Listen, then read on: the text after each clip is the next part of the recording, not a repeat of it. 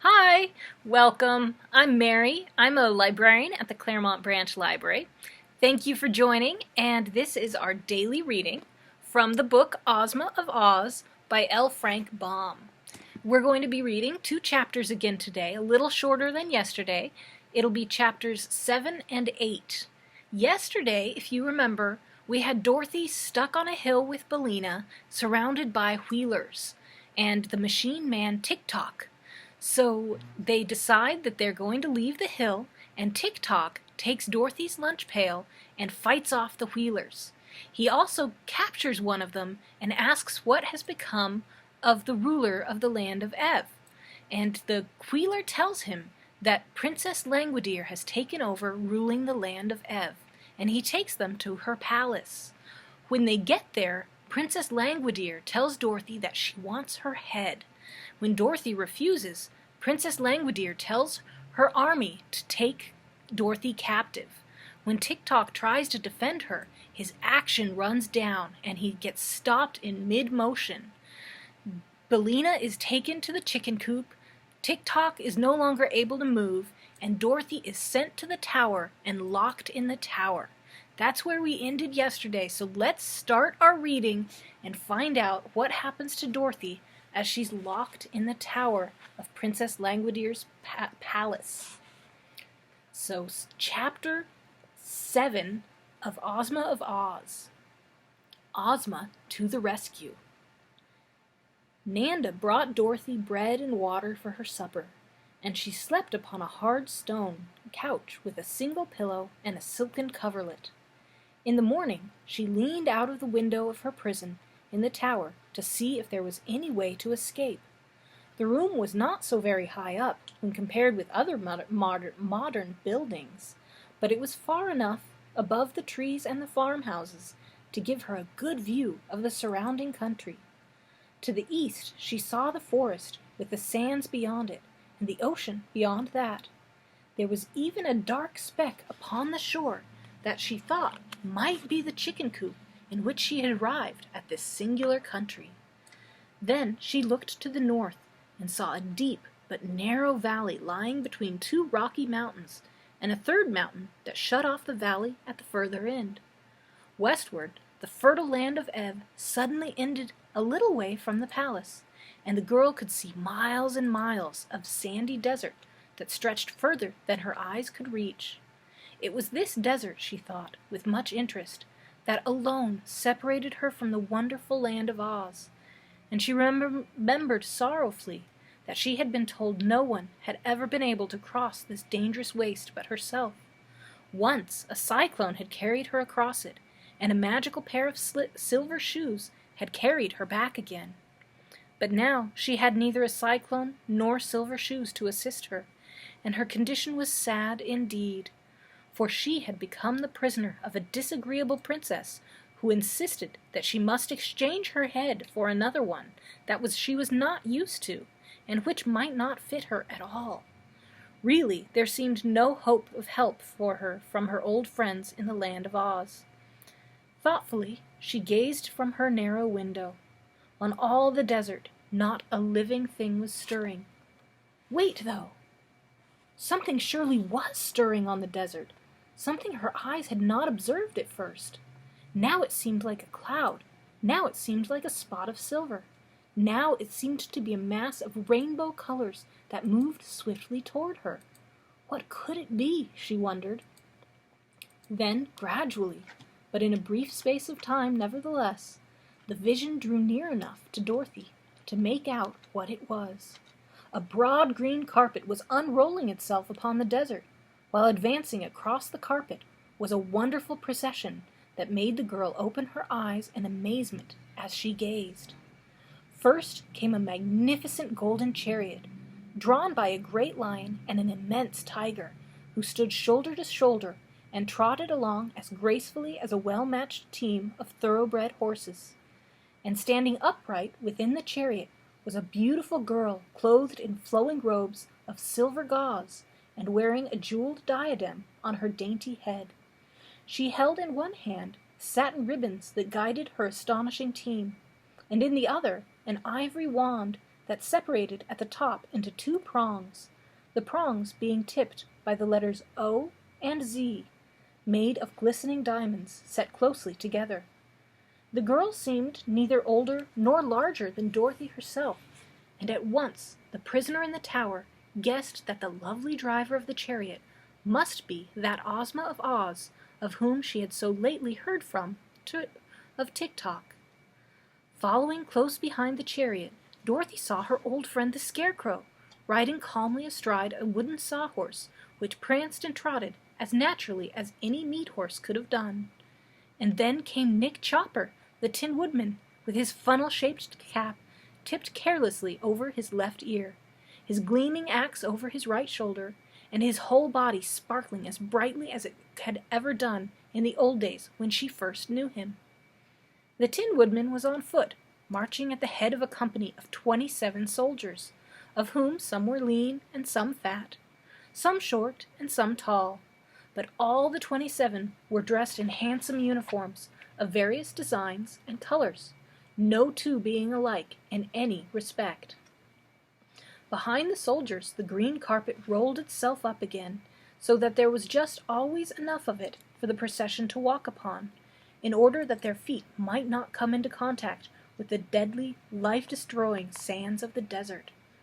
Dorothy knew at once it was a magic carpet she beheld, and her heart beat high with hope and joy as she realized she was soon to be rescued and allowed to greet her dearly beloved friends of Oz, the Scarecrow, the Tin Woodman, and the Cowardly Lion.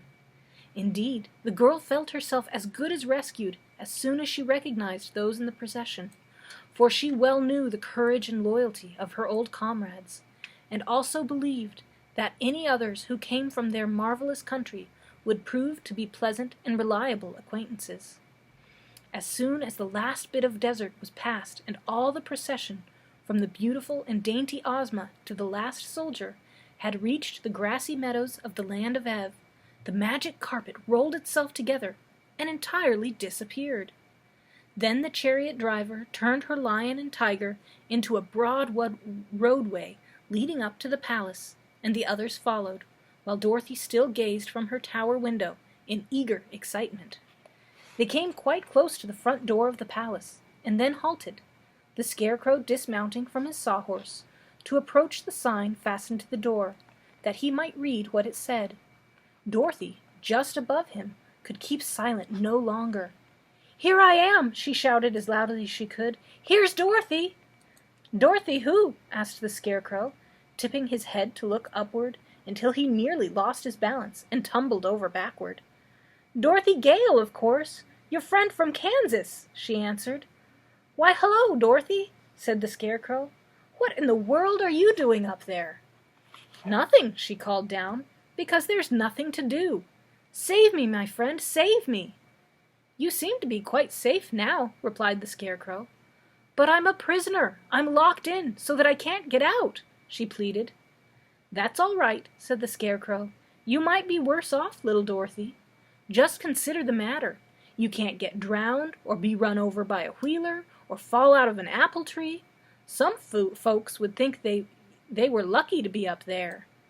"Well, I don't," declared the girl, "and I want to get down immediately, and see you and the Tin Woodman and the Cowardly Lion." "Very well," said the Scarecrow, nodding. "It shall be just as you say, little friend. Who locked you up?" "The Princess Languideer, who is a horrid creature," she answered. At this, Ozma, who had been listening carefully to the conversation, called to Dorothy from her chariot, asking, "Why did the princess lock you up, my dear?" "Because," exclaimed Dorothy, "I wouldn't let her have my head for her collection, and take an old cast-off head in exchange for it." "I do not blame you," exclaimed Ozma promptly. "I will see the princess at once, and oblige her to liberate you." "Oh, thank you very, very much," cried Dorothy, who, as soon as she heard the sweet voice of the girlish ruler of Oz, knew that she would soon learn to love her dearly. Ozma now drove her chariot around the third door of the wing, upon which the Tin Woodman boldly proceeded to knock.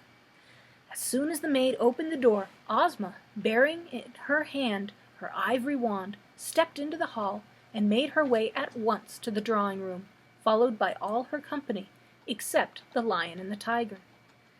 And the 27 soldiers made such a noise and clatter that the little maid Nanda ran away screaming to her mistress, whereupon Princess Langwidere, roused to great anger by this rude invasion of her palace, came running into the drawing-room without any assistance whatever.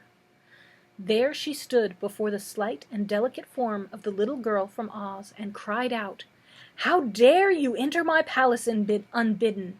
Leave this room at once, or I will bind you and all your people in chains and throw you into my darkest dungeons." "What a dangerous lady," murmured the Scarecrow in a soft voice. "She seems a little nervous," replied the Tin Woodman. But Ozma only smiled at the angry princess. "Sit down, please," she said quietly. "I have traveled a long way to see you, and you must listen to what I have to say." "Must!" screamed the princess, her black eyes flashing with fury, for she still wore her number 17 head. "Must? To me?" "To be sure," said Ozma. "I am ruler of the land of Oz, and I am powerful enough to destroy all your kingdom if I so wish. Yet I did not come here to do harm, but rather to free the royal family of Ev from the thrall of the Gnome King, the news having reached me that he is holding the Queen and her children prisoners." Hearing these words, Langwidere suddenly became quiet. "I wish you could indeed free my aunt and her 10 royal children," she said eagerly. "For if they were restored to their proper forms and station, they could rule the land of Ev themselves, and that would save me a lot of worry and trouble. At present, there are at least 10 minutes every day that I must devote to affairs of state, and I would like to be able to spend my whole time in admiring my beautiful heads." "Then we will presently discuss this matter," said Ozma, "and try to find a way to liberate your aunt and cousins. But first, you must liberate another prisoner, the little girl you have locked up in your tower." "Of course," said Langwidere readily. "I have forgotten all about her. That was yesterday, you know, and a princess cannot be expected to remember today what she did yesterday. Come with me and I will release the prisoner at once." So Ozma followed her, and they passed up the stairs that led to the room in the tower. While they were gone, Ozma's followers remained in the drawing-room, and the Scarecrow was leaning against a form that he had mistaken for a copper statue when a harsh, metallic voice said suddenly in his ear, "Get off my foot, please. You are scratching my polish." "Oh, excuse me," he replied, hastily drawing back. "Are you alive?" "No," said Tik-Tok. "I am only a machine, but I can think and speak and act, and when I am properly wound up. Just now my action is run down, and Dorothy has the key to it." "That's all right," replied the Scarecrow. "Dorothy will soon be free, and then she'll attend to your works. But it must be a great misfortune not to be alive. I'm sorry for you." "Why?" asked Tik-Tok. "Because you have no brains, as I have," said the Scarecrow. "Oh, yes, I have," returned Tik-Tok. "I am fitted with Smith & Tinker's improved combination steel brains. They are what make me think. What sort of brains are you fitted with?" "I don't know," admitted the Scarecrow. "They were given to me by the Great Wizard of Oz, and I didn't get a chance to examine them before he put them in. But they work splendidly, and my conscience is very active. Have you a conscience?" "No," said Tik-Tok. "And no heart, I suppose," added the Tin Woodman, who had been listening with interest to this conversation. "No," said Tik-Tok. "Then," continued the Tin Woodman, "I regret to say you are greatly inferior to my friend the Scarecrow, and to myself, for we are both alive, and he has brains which do not need to be wound up, while I have an excellent heart that is continually beating in my bosom." "I congratulate you," replied Tik-Tok. "I cannot help being your inferior, for I am a mere machine. When I am wound up, I do my duty by going just as my machinery is made to go. You have no idea how full of machinery I am." "I can guess," said the Scarecrow, looking at the machine man curiously. "Someday I'd like to take you apart and see just how you are made." "Do not do that, I beg of you," said Tik-Tok, "for you could not put me together again, and my usefulness would be destroyed." "Oh, are you useful?" asked the Scarecrow, surprised. "Very," said Tik-Tok. "In that case," the Scarecrow kindly promised, "I won't fool with your interior at all, for I am a poor mechanic and might mix you up." "Thank you," said Tik-Tok. Just then Ozma re-entered the room, leading Dorothy by the hand, and followed closely by the Princess Langwidere. Chapter 8. The Hungry Tiger. The first thing Dorothy did was to rush into the embrace of the Scarecrow, whose painted face beamed with delight as he pressed her form to his straw-padded bosom. Then the Tin Woodman embraced her, very gently, for he knew his tin arms might hurt her if he squeezed too roughly. These greetings having been exchanged, Dorothy took the key to Tik-Tok from her pocket and wound up the machine man's action, so that he could bow properly when introduced to the rest of the company. While doing this, she told them how useful Tik-Tok had been to her, and both the Scarecrow and the Tin Woodman shook hands with the machine once more and thanked him for protecting their friend. Then Dorothy asked, "Where's Billina?" "I don't know," said the Scarecrow. "Who is Billina?" "She's a yellow hen who is another friend of mine," answered the girl anxiously. "I wonder what has become of her." "She's in the chicken house in the backyard," said the princess. "My drawing room is no place for hens." Without waiting to hear more, Dorothy ran to get Billina, and just outside the door she came upon the Cowardly Lion, still hitched to the chariot beside the great tiger. The Cowardly Lion had a big bow of blue ribbon fastened to the long hair between his ears, and the tiger wore a bow of red ribbon on his tail, just in front of the bushy end. In an instant Dorothy was hugging the huge lion joyfully. "I'm so glad to see you again," she cried. "I am also glad to see you, Dorothy," said the lion. "We've had some fine adventures together, haven't we?" "Yes, indeed," she replied. "How are you?" "As cowardly as ever," the beast answered in a meek voice. "Every little thing scares me and makes my heart beat fast. But let me introduce you to a new friend of mine, the Hungry Tiger." "Oh, are you hungry?" she asked, turning to the other beast, who was just then yawning so widely that he displayed 2 rows of terrible teeth and a mouth big enough to startle anyone. "Dreadfully hungry," answered the tiger, snapping his jaws together with a fierce click. "Then why don't you eat something?" she asked. "It's no use," said the tiger sadly. "I've tried that, but I always get hungry again." "Why, it is the same with me," said Dorothy. "Yet I keep on eating." "But you eat harmless things, so it doesn't matter," replied the tiger. "For my part, I'm a savage beast, and have an appetite for all sorts of poor living creatures, from a chipmunk to fat babies." "How dreadful!" said Dorothy. "Isn't it, though?" returned the Hungry Tiger, licking his lips with his long red tongue. "Fat babies! Don't they sound delicious? But I've never eaten any, because my conscience tells me it is wrong. If I had no conscience, I would probably eat the babies and then get hungry again, which would mean that I had sacrificed the poor babies for nothing.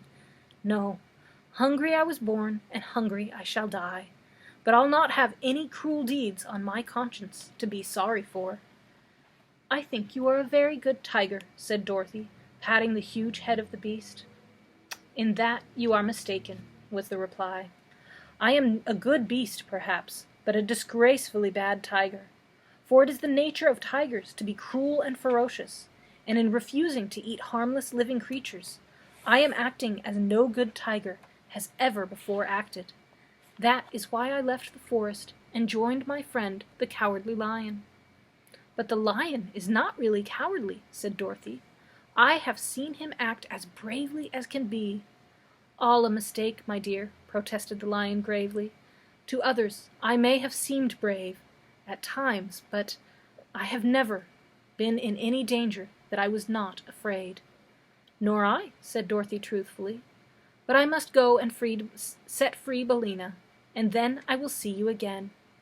She ran around to the backyard of the palace and soon found the chicken house, being guided to it by a loud cackling and crowing, and a distracting hubbub of sounds such as chickens make when they are excited.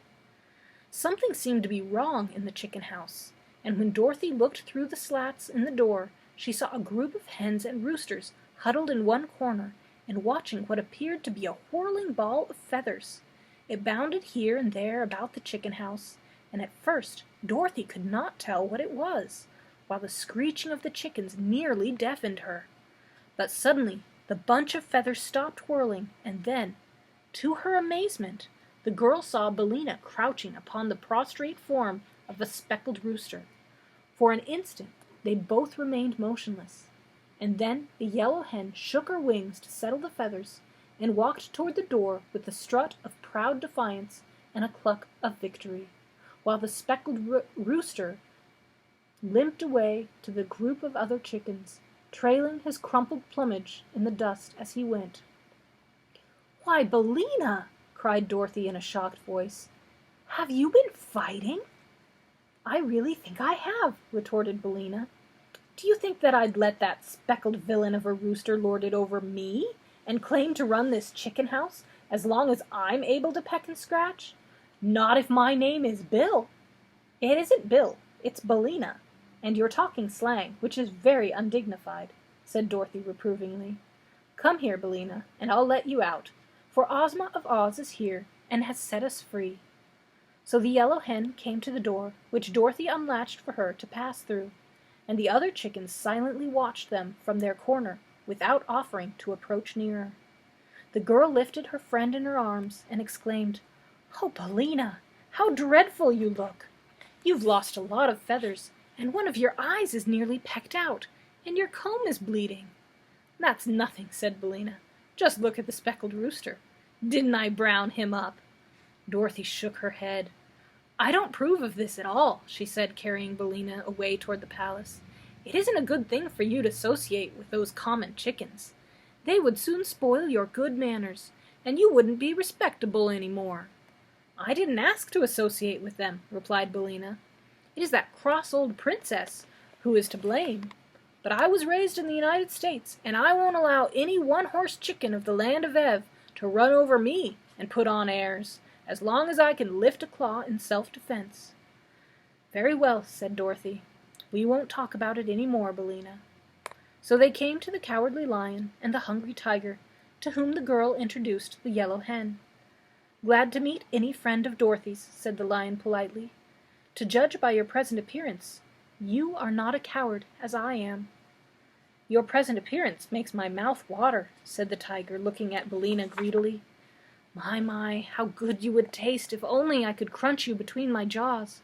But don't worry, you would only appease my appetite for a moment, so it isn't worthwhile to eat you." "Thank you," said the hen, nestling closer in Dorothy's arms. "Besides, it wouldn't be right," continued the tiger, looking steadily at Billina and clicking his jaws together. "Of course not," cried Dorothy hastily.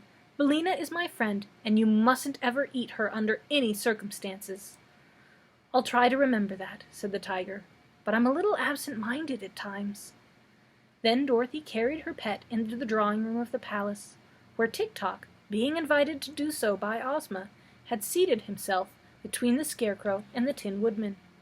Opposite to them sat Ozma herself and the Princess Langwidere, and beside them there was a vacant chair for Dorothy. Around this important group was ranged the army of Oz, and as Dorothy looked at the handsome uniforms of the 27, she said, "Why, they all seem to be officers." "They are, all except one," said the Tin Woodman, "and I have in my army 8 generals, 6 colonels, 7 majors, and 5 captains, besides 1 private for them to command. I'd like to promote the private, for I believe no private should ever be in public life. And I've also noticed that officers usually fight better and are more reliable than common soldiers. Besides, the officers are more important looking and lend dignity to our army." "No doubt you are right," said Dorothy, seating herself beside Ozma. "And now," answered the girlish ruler of Oz, "we will hold a solemn conference to decide the best manner of liberating the royal family of this fair land of Ev from their long imprisonment." And that is the end of the chapter in our reading for today. Come back tomorrow and we will find out what Ozma and the friends decide and how they might be able to save the royal family of Ev. So I hope you'll come back tomorrow. I am enjoying seeing what's happening in the book with you. I hope you're enjoying it also. And until tomorrow, have a wonderful day.